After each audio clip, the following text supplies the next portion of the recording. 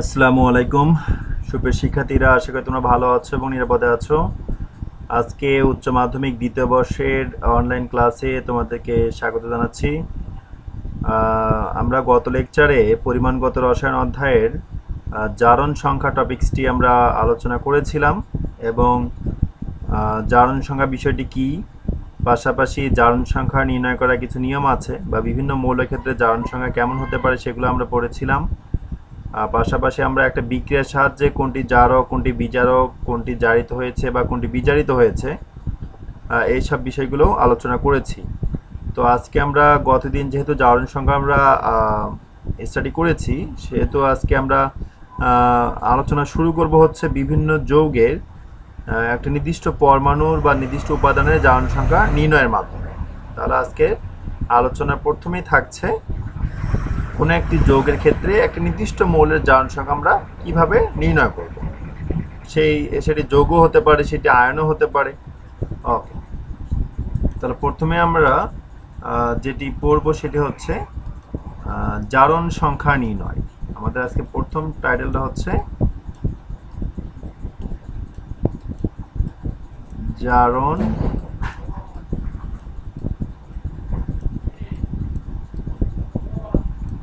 সংখ্যা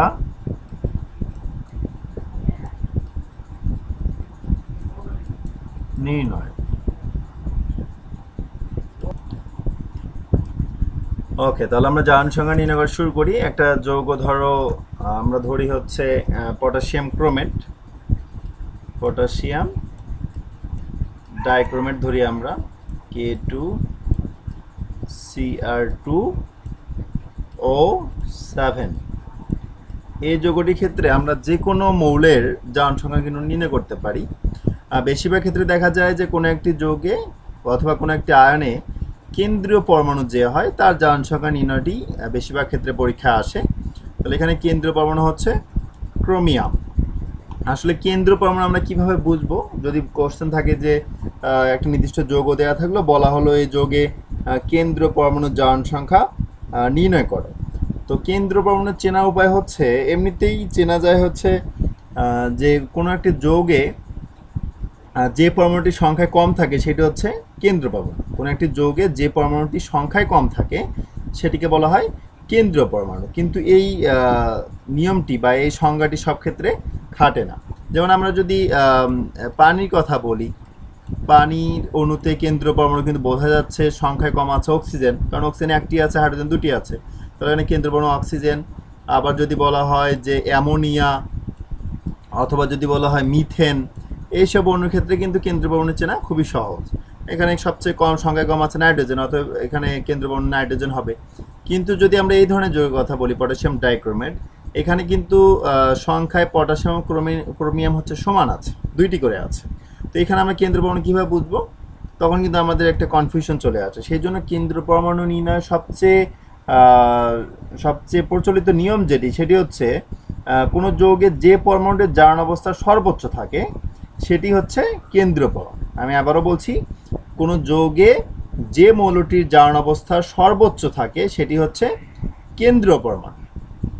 তো সেক্ষেত্রে আমাদের কিন্তু বিভিন্ন মৌলের জারণ অবস্থা নির্ণয় করতে হবে বা বিভিন্ন মৌলের জারণ অবস্থা মুখস্থ রাখতে হবে, তাহলে কিন্তু আমরা বুঝতে পারবো যে এই যৌগে কোন মৌলটির জারণ অবস্থা সর্বোচ্চ আছে এবং সেখান থেকে আমরা কেন্দ্রীয় পরমাণু চিনতে পারবো। যা হোক, তো এখানে কেন্দ্রীয় পরমাণু হচ্ছে ক্রোমিয়াম। তো ক্রোমিয়ামের জারণ অবস্থা যদি আমরা বের করতে চাই, তাহলে আমাদের প্রথমে কী করতে হবে, যে ধরি, যেভাবে পরীক্ষা লিখতে হবে তোমাদের, ধরি কেন্দ্রীয় পরমাণু ক্রোমিয়ামের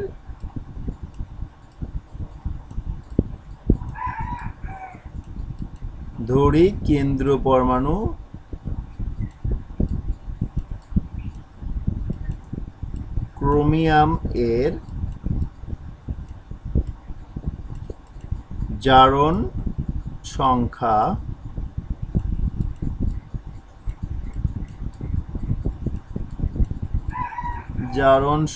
হচ্ছে এক্স। তাহলে কেন্দ্রীয় পরমাণু ক্রোমিয়ামের জারণ সংখ্যা আমরা ধরলাম এক্স। তাহলে বাকিগুলো আমরা বের করবো কীভাবে? পটাশিয়ামের জারণ অবস্থা স্বাভাবিকভাবে সেটা আমরা জানি যে +1। তাহলে +1 ইন্টু 2, 2টি পটাশিয়াম আছে, প্লাস ক্রোমিয়াম আছে কয়টি? 2টি। ক্রোমিয়ামের জারণ সংখ্যা ধরেছে এক্স, তাহলে 2 ইন্টু এক্স অর্থাৎ 2x, প্লাস অক্সিজেনের জারণ অবস্থা কত? স্বাভাবিক অবস্থায় অক্সিজেনের জারণ অবস্থা হচ্ছে -2 ইন্টু 7। তাহলে পুরো যৌগের প্রতিটি উপাদান মৌলের প্রতিটি উপাদান মৌলের জারণ সংখ্যার যোগফলের মান কত হয়? 0 হয়। এটা কিন্তু আমরা কতদিন পড়েছিলাম, 0 ধরবো, তাহলে এখান থেকে বের করবো। তাহলে এখানে জারণ অবস্থা হচ্ছে এখানে +2 হচ্ছে, এখানে 2x থাকছে, আর এখানে -7 × 14 অর্থাৎ 14 হচ্ছে 0। তাহলে এখানে আমরা দেখতে পাচ্ছি যে -14 আর এখানে +2 অর্থাৎ -12 হবে। আর -12টা যদি সাইড চেঞ্জ করা হয় অর্থাৎ সমান চিহ্নের ডান পাশে নিয়ে যাওয়া হয় তাহলে কিন্তু +12 হবে আর কি। 2x সমান তাহলে আমি পাচ্ছি হচ্ছে +12। তাহলে +12 হচ্ছে, তাহলে x সমান আমরা কী পাবো? x সমান স্বাভাবিকভাবে পাওয়া যাবে হচ্ছে +6। তাহলে কেন্দ্রীয় পরমাণু ক্রোমিয়ামের জারণ সংখ্যা এই যৌগে +6। ওকে, তাহলে এইভাবে যৌগের কেন্দ্রীয় পরমাণু জারণ সংখ্যা বের করতে হয়। যদি কোনো একটি জটিল আয়নের ক্ষেত্রে হয়, জটিল আয়ন যেমন হেক্সাসায়ানো ফেরেট আয়ন, হেক্সাসায়ানো ফেরেট আয়ন 6টি সায়ানাইডে আছে, এই জন্য বলা হয় হেক্সাসায়ানো। তোমরা তো এই ধরনের নামকরণ ওই যে জটিল যৌগ বা অবস্থান্তর যৌগ যখন পড়েছো তখন কিন্তু শিখেছো আর কি, 3-। তাহলে হেক্সাসায়ানো ফেরেট আয়ন এই যৌগে কেন্দ্রীয় পরমাণুর জারণ সংখ্যা তোমাকে বের করতে বলা হলো। তাহলে এখানে কেন্দ্রীয় পরমাণু স্বাভাবিকভাবে আয়রন, তাহলে আয়রনের জারণ সংখ্যা ধরে নিতে হবে। ধরি আয়রনের জারণ সংখ্যা হচ্ছে এক্স, আয়রনের জারণ সংখ্যা এক্স ধরলে এক্স প্লাস সায়ানাইড আছে, সায়ানাইডের জারণ সংখ্যা কিন্তু -1, কারণ সায়ানাইড একটি যৌগমূলক এবং সায়ানাইডের জারণ সংখ্যা হচ্ছে তার চার্জের সমান হয়। তাহলে এখানে -1, তাহলে 6টি আছে অর্থাৎ -1 ইন্টু 6 ইকুয়াল টু কত হবে? আমরা কিন্তু জানি যে কোনো একটা আয়নের ক্ষেত্রে প্রতিটি উপাদান মৌলের জারণ সংখ্যার যোগফলের মান সেই আয়নের আধানের সমান হয়। তাহলে এই আয়নটির ক্ষেত্রে আধান হচ্ছে -3, তাহলে -3 সমান হবে সবগুলো মৌল ও উপাদান মৌলের জারণ সংখ্যা যোগ করলাম আমরা, আয়নটা এক্স আয়রনের সঙ্গে সায়ানাইডটা যোগ করলে তাহলে সেটা আধানের সমান হবে আয়নের, সেটা -3 হয়ে গেল। তাহলে এক্স ইকুয়াল টু কত হচ্ছে? এখানে -6 ইকুয়াল টু -3, তাহলে এক্স ইকুয়াল টু কিন্তু হচ্ছে +3 পাচ্ছি। তাহলে এইভাবে এখানে কোনো একটি জটিল আয়নের ক্ষেত্রে অথবা যে কোনো একটা আয়নের ক্ষেত্রে কেন্দ্রীয় পরমাণুর জারণ সংখ্যা আমাদের এভাবে নির্ণয় করতে হবে। ওকে, তাহলে আমরা জারণ সংখ্যা নির্ণয় শিখলাম। একটা দুটো ব্যতিক্রম আছে জারণ সংখ্যা নির্ণয়ের ক্ষেত্রে, সেই ব্যতিক্রমের 2টি উদাহরণ আমি গতদিন দিয়েছিলাম, আরও কিছু উদাহরণ দেওয়া আছে হাজারি নাগের বইয়ে, তোমরা একটু কাইন্ডলি নিজেরা দেখে নিবে, স্টাডি করবে, খুবই সহজ বিষয়টি। ওকে, এখন আসা যাক পরের টপিকসটাতে, সেটি হচ্ছে জারণ সংখ্যা এবং যোজনীর মধ্যে পার্থক্য। জারণ সংখ্যা এবং যোজনীর মধ্যে পার্থক্য, তা আমরা একটু করে নিই। জারণ সংখ্যা এটা তোমাদের নিজেদের পড়তে হবে, আমি একটা দুটো পার্থক্য বলবো। এটা হচ্ছে জারণ সংখ্যা, আর ডান পাশে মনে করো আমরা লিখলাম হচ্ছে যোজনী লিখলাম, জারণ সংখ্যা ও যোজনী লিখলাম। তাহলে এখানে পার্থক্য ধরো 1 নম্বর পার্থক্যটা কী হতে পারে? সংজ্ঞা 1 নম্বর পার্থক্য হতে পারে। জারণ সংখ্যার সংজ্ঞা কি? আমরা জানি যে কি জানো, যে রাসায়নিক বিক্রিয়াকালে ইলেকট্রন গ্রহণ বা বর্জনের ফলে কোনো পরমাণুর উপর যে আধানের সৃষ্টি হয় সেটি হচ্ছে তার ধনাত্মক বা ঋণাত্মক যে আধানের সৃষ্টি হয় বা চার্জের সৃষ্টি হয় সেটি হচ্ছে তার বা ওই মৌলের জারণ সংখ্যা। আর যোজনী কি? যোজনী হচ্ছে কোনো মৌলের অপর মৌলের সাথে যুক্ত হওয়ার ক্ষমতা। যোজনী হচ্ছে কোনো মৌলের যোজনী বলতে বোঝায় ওই মৌলটি অপর মৌলের কতটির সঙ্গে যুক্ত হবে তার ক্ষমতা আর কি। তারপর 2 নম্বর পার্থক্য কী হতে পারে?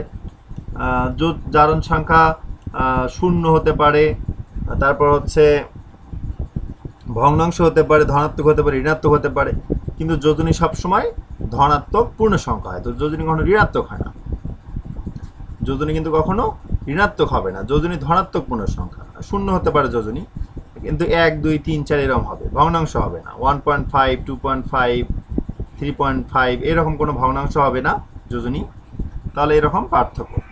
ওকে, তাহলে আরও কিছু পার্থক্য তোমরা পড়বে এই জারণ সংখ্যা যোজনীর মধ্যে। এই পার্থক্যগুলো অনেক বেশি আসে, 2 মার্কের কোশ্চেন হিসেবে আসে যে জারণ সংখ্যা যোজনীর মধ্যে পার্থক্য লিখো। আচ্ছা, তাহলে আমরা এরপর টপিক্সে চলে যাই। এরপর টপিক্সটাও ইম্পর্টেন্ট, যে বিভিন্ন যৌগের কোনটি জারক হিসেবে কাজ করে বা কোনটি বিজারক হিসেবে কাজ করে, বা কোনটি জারণ বিজারণ উভয় ধর্মই আছে, বা জারক বিজারক উভয় ধর্মই আছে, এই ধরনের প্রশ্ন। এগুলো 2 মার্কের কোশ্চেন হিসেবে আসে, খ নাম্বার কোশ্চেন সৃজনশীলে খ নাম্বার কোশ্চেন হিসেবে আসে লিখিত আর কি। তো তোমাদের এগুলো মোটামুটি বিক্রিয়াগুলো মুখস্থই করতে হবে আর কি, যতটুকু পারা যায় মুখস্থই করতে হবে। যেমন এখানে লেখা আছে যে হাইড্রোজেন সালফাইড বিজারক গ্রুপে ক্রিয়া করে, তার মানে এটি জারক গ্রুপে ক্রিয়া করে না। কি বলা হয়েছে? যে হাইড্রোজেন সালফাইড বিজারক গ্রুপে ক্রিয়া করে, এটা প্রমাণ করতে বলা। ধরো প্রশ্ন আসলো যে হাইড্রোজেন সালফাইড বিজারক গ্রুপে ক্রিয়া করে, ব্যাখ্যা করে। অথবা বললো যে দেখাও যে হাইড্রোজেন সালফাইড বিজারক গ্রুপে ক্রিয়া করে। অথবা বললো যে হাইড্রোজেন সালফাইড জারক গ্রুপে ক্রিয়া করে না কেন, শুধুমাত্র বিজারক গ্রুপে ক্রিয়া করে কেন। সবগুলো প্রশ্নের উত্তর একই, আমি একটু বলছি দেখো। সালফারের এই সব জারণ অবস্থা সালফারের দ্বারা সম্ভব, +6, +4, 0 এবং -2। আচ্ছা, সালফারের জারণ অবস্থা যদি -2 হয়, মনে করি এরকম -2 আছে, এটার অর্থ কি বোঝায় এটা তো তোমরা সবাই বুঝতে পারবে, যে সালফারের উপরে -2 অর্থ হচ্ছে সালফার 2টি ইলেকট্রন গ্রহণ করেছে। সালফার কি করেছে? 2টি ইলেকট্রন গ্রহণ করেছে।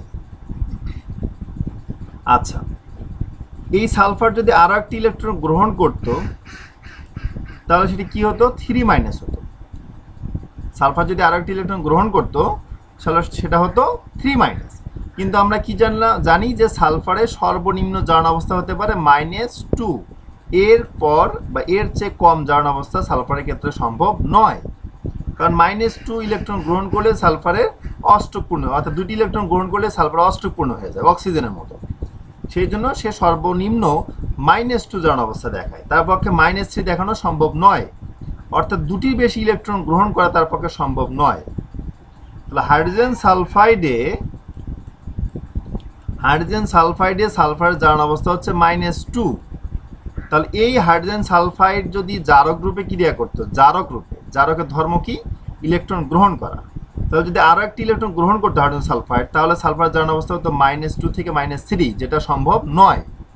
তাহলে যেহেতু সালফারের পক্ষে -3 জারণ অবস্থা দেখানো সম্ভব নয়, মানে 2 এর বেশি ইলেকট্রন গ্রহণ করে বা 3টি ইলেকট্রন গ্রহণ করে, সুতরাং হাইড্রোজেন সালফাইডের পক্ষে জারক রূপে ক্রিয়া করা সম্ভব নয়। আমি আবারও বলছি, যেহেতু হাইড্রোজেন সালফাইডে সালফারের জারণ অবস্থা -2 এবং আরও একটি ইলেকট্রন গ্রহণ করে, অর্থাৎ 3টি ইলেকট্রন গ্রহণ করে -3 জারণ অবস্থা দেখানো সম্ভব নয়, সেজন্য হাইড্রোজেন সালফাইড কখনো জারক রূপে ক্রিয়া করে না। কারণ জারক কারা? জারক দ্বারা ইলেকট্রন গ্রহণ করে। তো যেহেতু হাইড্রোজেন সালফাইড আর এখন ইলেকট্রন গ্রহণ করতে পারবে না, অতএব এটি জারক রূপে ক্রিয়া করতে পারে না। বিজারক রূপে ক্রিয়া করতে পারে। বিজারক রূপে কীভাবে? বিজারকরা ইলেকট্রন দান করে। তাহলে এই 2টি ইলেকট্রন যদি সালফার দান করে, তাহলে কি হবে? -2টা নিউট্রালাইজ হয়ে যাবে, 2টি ইলেকট্রন দান করলে সে শূন্য হয়ে যাবে, সম্ভব। সালফারের পক্ষে শূন্য জারণ অবস্থা দেখানো সম্ভব। আবার যদি সে ধরো আরও বেশি ইলেকট্রন সে দান করে, তাহলে +4 হতে পারে, আরও ইলেকট্রন দান করলে +6 হতে পারে, তাহলে এগুলো সম্ভব। তাহলে তার পক্ষে ইলেকট্রন দান করা সম্ভব, কিন্তু ইলেকট্রন গ্রহণ করা সম্ভব না হাইড্রোজেন সালফাইডে আর কি। ওকে, তাহলে হাইড্রোজেন সালফাইড বিজারক রূপে ক্রিয়া করে, এটা আমরা জানলাম। তো এখানে একটা বিক্রিয়া দেওয়া আছে, দেখো হাইড্রোজেন সালফাইডের সঙ্গে নাইট্রিক অ্যাসিডের বিক্রিয়া, লঘু নাইট্রিক অ্যাসিড, নাইট্রিক অক্সাইড তৈরি হয়েছে, মুক্ত সালফার তৈরি হয়েছে, পানি তৈরি হয়েছে। এখানে সালফার জারণ অবস্থা ছিল -2, এখানে সালফার জারণ অবস্থা হচ্ছে 0। -2 থেকে 0 হবে কিভাবে? যদি 2টি ইলেকট্রন সে দান করে। তাহলে এখানে যেহেতু সেই ইলেকট্রন দান করলো এই বিক্রিয়ায়, অতএব এটি হচ্ছে বিজারক, কারণ বিজারকরা ইলেকট্রন দান করে। ওকে, এখন এই যে অংশটুকু আমরা দেখলাম, এই অংশ থেকে আমরা একটা বিষয় শিখলাম, যে কোনো মৌলের সর্বনিম্ন জারণ অবস্থা যদি থাকে কোনো যৌগে, তাহলে কোনো মৌল যদি কোনো যৌগে যুক্ত থাকে, সেই যৌগে ওই মৌলটির জারণ অবস্থা সর্বনিম্ন আছে। আমি আবারও বলছি, এমন একটি মৌল ধরো কোনো যৌগে আছে, যে যৌগে ওই মৌলটির জারণ অবস্থা সর্বনিম্ন আছে, তাহলে ওই মৌলর পক্ষে বা ওই যৌগের পক্ষে জারক রূপে ক্রিয়া করা সম্ভব নয়। অপরদিকে যদি সর্বোচ্চ অবস্থা থাকে, জারণ অবস্থা যদি সর্বোচ্চ থাকে তাহলে তার পক্ষে বিজারক রূপে ক্রিয়া করা সম্ভব নয়। এই কথাটি মনে রাখতে হবে। যেমন এই নিচের উদাহরণটি দেখলে আমরা আরো ক্লিয়ার হয়ে যাব। যেমন সালফারিক অ্যাসিড লেখা হয়েছে গাঢ় সালফারিক অ্যাসিড জারক রূপে ক্রিয়া করে, তার মানে বলা হয়েছে জারক রূপে ক্রিয়া করে, তাহলে এটি বিজারক রূপে ক্রিয়া করতে পারে না। কেন বিজারক রূপে ক্রিয়া করতে পারে না? কারণ সালফারিক অ্যাসিডের সালফার জারণ অবস্থা হচ্ছে +6, এবং আমরা জানি সালফারের সর্বোচ্চ জারণ অবস্থা কত? +6। সালফার সর্বোচ্চ জারণ অবস্থা হচ্ছে +6। এখন যদি সে +6 থেকে +7 হতে চায় তাহলে তাকে কি করতে হবে? একটি ইলেকট্রন আরও দান করতে হবে। তো +6 এর পর +7 জারণ অবস্থা তো সালফার নেই, তো যেহেতু সে আর কোন ইলেকট্রন দান করতে পারবে না, অর্থাৎ +6 থেকে +7 বা +8 হতে পারবে না, অতএব সালফারিক অ্যাসিড ইলেকট্রন যেহেতু দান করতে পারছে না সালফার, সেজন্য সালফারিক অ্যাসিড বিজারক রূপে ক্রিয়া করতে পারে না। আমি আবারও বলছি, যেহেতু সালফারিক অ্যাসিডে সালফারের জারণ অবস্থা সর্বোচ্চ +6 আছে, সেজন্য +6 থেকে যেহেতু +7 হওয়া সম্ভব নয় আর একটি ইলেকট্রন দান করে, সেজন্য সালফারিক অ্যাসিড কখনো ইলেকট্রন দান করতে পারে না অথবা বিজারক রূপে ক্রিয়া করতে পারে না। ওকে, তাহলে সালফারিক অ্যাসিড জারক রূপে ক্রিয়া করে, তার একটি উদাহরণ হাইড্রোজেন ব্রোমাইডের সঙ্গে গাঢ় সালফারিক অ্যাসিডের বিক্রিয়া দেখানো হয়েছে। দেখো এখানে বিক্রিয়ায় ব্রোমিন তৈরি হয়েছে, সালফার ডাইঅক্সাইড তৈরি হয়েছে এবং পানি তৈরি হয়েছে। এখানে সালফার জারণ অবস্থা ছিল +6, এখানে হচ্ছে +4। তো +6 থেকে +4 হতে হলে, অর্থাৎ ধনাত্মক আধান দুইটি কমাতে হলে দুটি ইলেকট্রন কিন্তু গ্রহণ করতে হবে, কারণ দুটি ইলেকট্রন গ্রহণ করলে -2 হবে। আর আগে ধরো +6 থেকে -2 যদি বিয়োগ করি তাহলে +4 হবে। তার মানে সালফারিক অ্যাসিড থেকে সালফার ডাইঅক্সাইড হতে হলে সালফারকে দুটি ইলেকট্রন গ্রহণ করতে হয়েছে, এবং ইলেকট্রন গ্রহণ করে কারা? যারা জারক। অতএব সালফারিক অ্যাসিড এখানে জারক। ওকে, তাহলে আমরা জানলাম হাইড্রোজেন সালফাইড কখনো জারক রূপে ক্রিয়া করতে পারে না, অপরদিকে সালফারিক অ্যাসিড কখনো বিজারক রূপে ক্রিয়া করতে পারে না, এবং কেন পারে না সেটা আমরা বুঝতে পারলাম। তাহলে বিক্রিয়াগুলো তোমাদের মুখস্থ রাখতে হবে প্র্যাকটিস করে করে, তাহলে এই ধরনের উত্তরগুলো দেওয়া সম্ভব, কারণ বিক্রিয়াগুলো মনে রাখা একটু টাফ, সেজন্য বেশি বেশি করে প্র্যাকটিস করতে হবে। ওকে, এখন দেখো সালফার ডাইঅক্সাইড ওই সালফারেরই একটা যৌগ আর কি। সালফার ডাইঅক্সাইড অবস্থা ভেদে জারক ও বিজারক উভয় রূপে ক্রিয়া করে। তাহলে এইদিকে হাইড্রোজেন সালফাইডেও সালফার ছিল যেটি জারক রূপে ক্রিয়া করতে পারে না, সালফারিক অ্যাসিডেও সালফার ছিল যেটি বিজারক রূপে ক্রিয়া করতে পারে না, শুধুমাত্র জারক রূপে ক্রিয়া করে। এখানেও সালফার ডাইঅক্সাইড সালফার আছে, কিন্তু এটি জারক ও বিজারক উভয় হিসেবেই কাজ করতে পারে। কারণ কি? কারণ সালফারের জারণ অবস্থা এই সালফার ডাইঅক্সাইড হচ্ছে +4। এখন সালফার জারণ অবস্থা কী কী আছে? +4 আছে, +6 আছে, 0 আছে, -2 আছে। তো +4 থেকে +6 যদি হতে হয় তাহলে দুটি ইলেকট্রন তাকে আরও দান করতে হবে। ইলেকট্রন দান করে কারা? যারা বিজারক। ওকে, তো সেটি সম্ভব, কারণ +4 থেকে +6 হতেই পারে, সালফার জারণ অবস্থা +6 আছে। আবার +4 থেকে যদি 0 হতে চায় তাহলে তাকে 4টি ইলেকট্রন গ্রহণ করতে হবে। ইলেকট্রন গ্রহণ করে কারা? যারা জারক। তাহলে +4 থেকে 0 তো হওয়া সম্ভব সালফারের পক্ষে, কারণ সালফারের জারণ অবস্থা 0 আছে। অতএব যেহেতু +4 জারণ অবস্থা সালফার ইলেকট্রন দান করে +6 হতে পারে, আবার ইলেকট্রন গ্রহণ করে 0 হতে পারে, অতএব +4 জারণ অবস্থা যে যৌগে থাকবে, সালফারের যে যৌগে, সেই যৌগটি কিন্তু জারক ও বিজারক উভয় হিসেবে কাজ করতে পারবে। ওকে, তো সালফার ডাইঅক্সাইড জারক ও বিজারক উভয় হিসেবে কাজ করতে পারে। তো সালফার ডাইঅক্সাইডের সঙ্গে হাইড্রোজেন আয়নের বিক্রিয়ায় পানি তৈরি হয়েছে, আয়োডিন তৈরি হয়েছে এবং সালফার তৈরি হয়েছে, মুক্ত সালফার। এখানে দেখো জারণ অবস্থা কত হয়েছে? +4 থেকে 0 হয়েছে, অর্থাৎ জারণ অবস্থা কমে গিয়েছে। মানে +4 থেকে 0 হতে হলে 4টি ইলেকট্রন গ্রহণ করতে হবে। তাহলে এখানে সালফার ডাইঅক্সাইডটি ইলেকট্রন গ্রহণ করেছে, অতএব এটি জারক। এই বিক্রিয়াটাতে এটি জারক। আর এই বিক্রিয়াতে দেখো সালফার ডাইঅক্সাইড +4 থেকে কত হয়েছে? +6 হয়েছে বিক্রিয়ায়। তার মানে এখানে সে ইলেকট্রন আর দুটি দান করেছে, তার মানে এই বিক্রিয়ায় সে বিজারক হিসেবে কাজ করেছে। একইভাবে ফ্রাস অক্সাইডের ক্ষেত্রেও তাই, কারণ আয়রনের জারণ অবস্থা কী কী সম্ভব? আয়রনের জারণ অবস্থা সম্ভব হচ্ছে 0, +2 সম্ভব, +3ও সম্ভব। তাহলে +2 থেকে +3 হতে হলে কী করতে হবে? ইলেকট্রন দান করতে হবে। ইলেকট্রন দান করে কারা? যারা বিজারক। তার মানে এটি যে যোগে আয়রনের জারণ অবস্থা +2 থাকবে সেটি বিজারক রূপে কাজ করতে পারবে। আবার +2 থেকে 0 হতে হলে কী করতে হবে? দুটি ইলেকট্রন গ্রহণ করতে হবে। ইলেকট্রন গ্রহণ করে কারা? যারা জারক। অতএব +2 জারণ অবস্থা যে যোগে থাকবে আয়রনের, সেটি জারক হিসেবেও কাজ করতে পারবে। এই কারণে ফ্রাস অক্সাইড জারক রূপে এবং বিজারক রূপে উভয় হিসেবে কাজ করে। এই দুটি বিক্রিয়া দেখলেই বোঝা যাবে। ফ্রাস অক্সাইড কার্বনের সাথে বিক্রিয়া করছে, কি তৈরি করছে? আয়রন এবং কার্বন মনোক্সাইড। এখানে জানা অবস্থা ছিল +2, এখানে জানা অবস্থা হচ্ছে 0। তাহলে দুটি ইলেকট্রন সে গ্রহণ করেছে, এবং দুটি ইলেকট্রন গ্রহণ করার অর্থ হচ্ছে সেটি জারক রূপে কাজ করেছে, এই বিক্রিয়াতে সে বিজারক রূপে কাজ করেছে। ওকে, তাহলে এভাবে বিক্রিয়াগুলো আমাদের কিন্তু মনে রাখতে হবে, এবং এই প্রশ্নগুলো কিন্তু বেশিরভাগ ক্ষেত্রে 2 মার্কের কোশ্চেন হিসেবে আসে, এটি আমাদের মনে রাখতে হবে।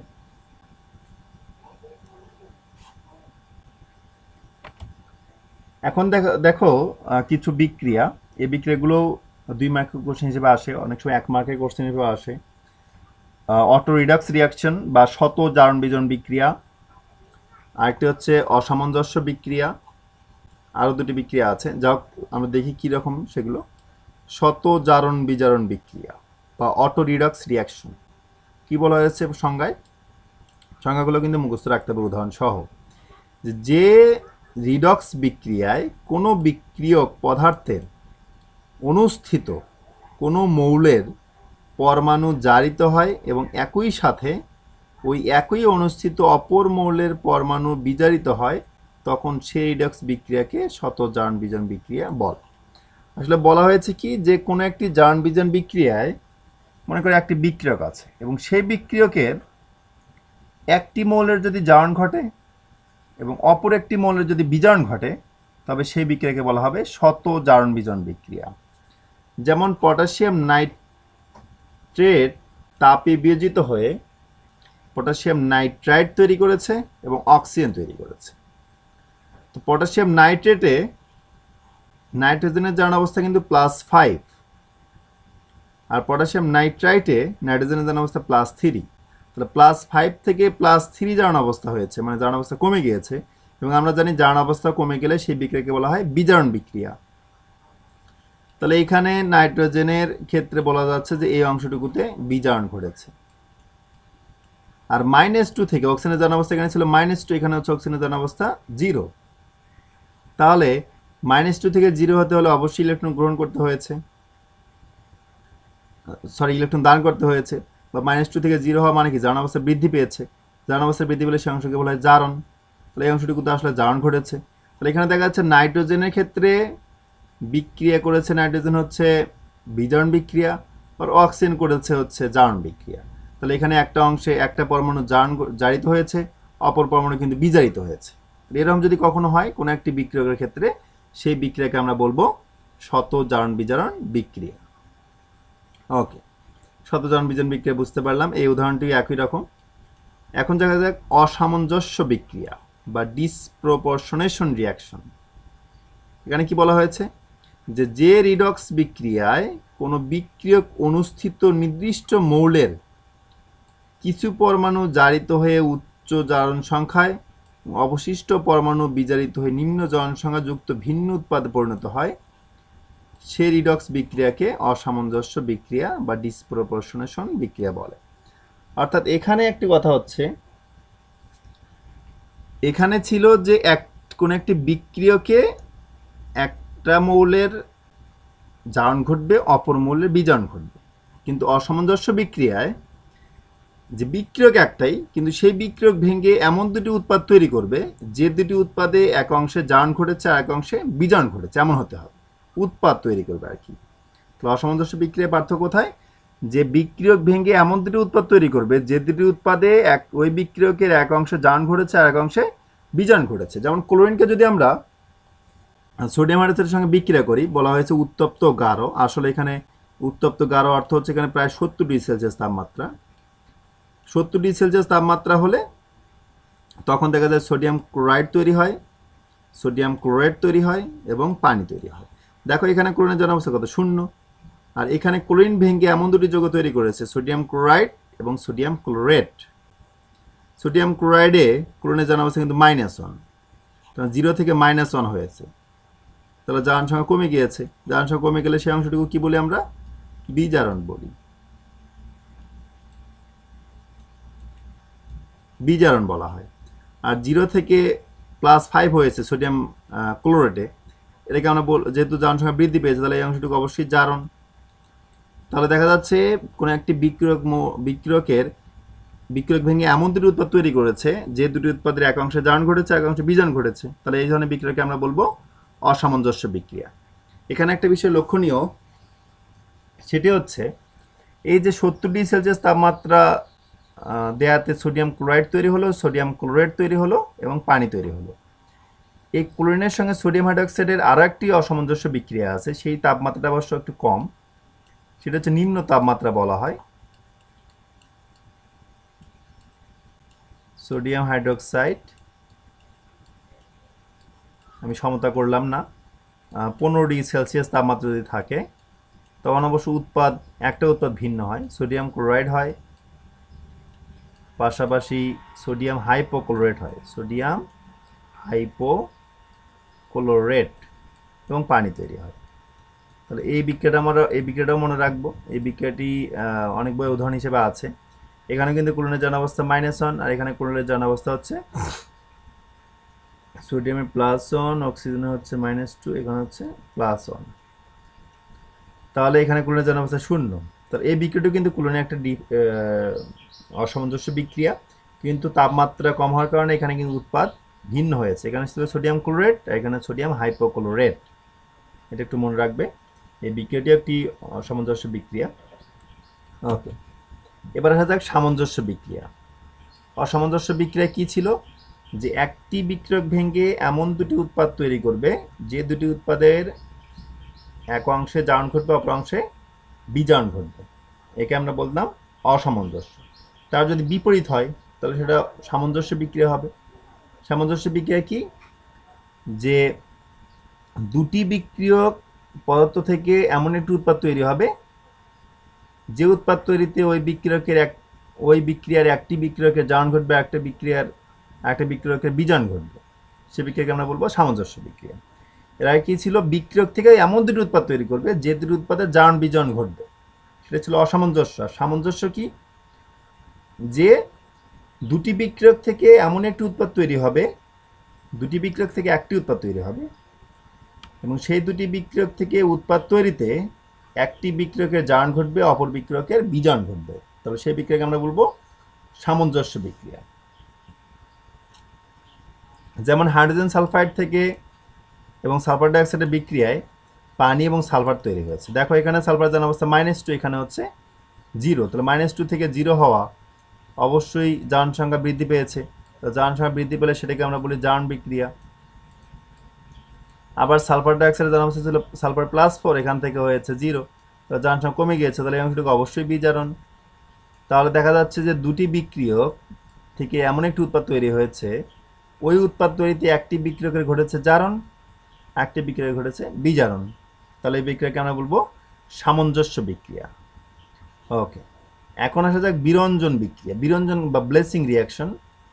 বিরঞ্জন বিক্রিয়া তোমরা তো জানোই যে রঙিন বস্তুকে বর্ণহীন করে দেয়া, এটা এক ধরনের জারণ বিজারণ বিক্রিয়া। যেমন ক্লোরিনের সঙ্গে পানি বিক্রিয়ায় হাইড্রোজেন ক্লোরাইড এবং জার্মান অক্সিজেন তৈরি হয়। এই জার্মান অক্সিজেন রঙিন বস্তুকে জারিত করে বর্ণহীন করে দেয়।